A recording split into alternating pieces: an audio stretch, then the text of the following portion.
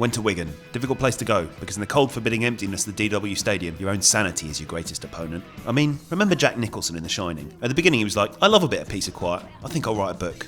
Then after 5 minutes he was like, bored now, I think I'll chop up my family. Apparently that happens with the stewards at Wigan every week. Meet Tim at the station. Pick up the Marks & Spencer's lager. But because it's Wigan, Tim grabs himself a classy lady drink. Just about make the train, but it's packed because Wigan have given us an allocation of 800 million billion in an attempt to fill their deserted stadium. We find a lady about to sit in the disabled seats. Tell her she can't, wait till she fucks off, and sit there ourselves. Read the paper. Apparently Arsene Wenger's a bellend. Amazing what passes for news these days. Arrive in Wigan, check out the local talent and head into the centre of town, where Tim is surprised to meet Spurs legend Gary Doherty.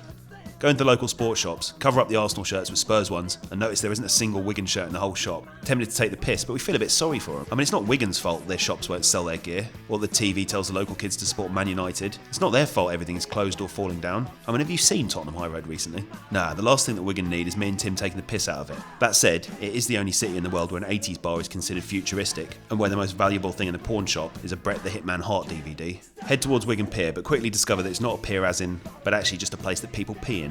Tim cracks open the pina colada, takes in the view until Wigan's firm turns up and tells us to quack off. Head into the nearest pub where they're selling pie and chips for less than it would cost to steal them, watch Man City ruin football, and have a game of darts that goes on until we realise that neither of us can add up or play darts.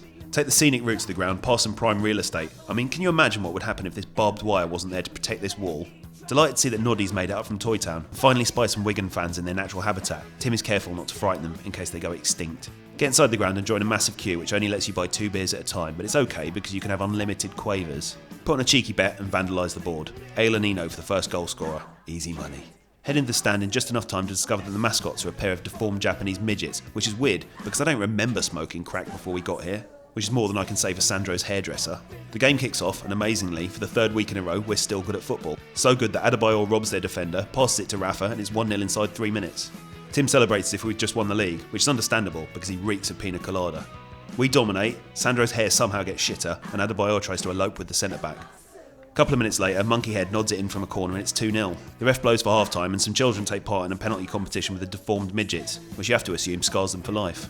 The second half begins and what do you know, we're rubbish at football again. Diarmi beats 3 players with ease and slots it in, which is no less than he deserves because for the next 40 minutes he's the best player on the pitch. It's business as usual. Scott Parker chases people down and kicks them, Harry shouts and pulls his trousers up, and Adebayor gives up 20 minutes early, but only after being kicked in the mush.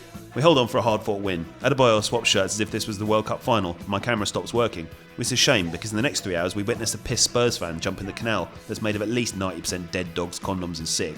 The train home is even more packed. I have to sit in a luggage rack, and a rumour goes around that Hugo Rodallega is in first class and is a great bloke, and I don't get any pictures, which is a double shame because around the same time Tim goes batshit mental with an axe. He finds out the buffet card doesn't have any more pina colada. Still, it's all swings and roundabouts, innit?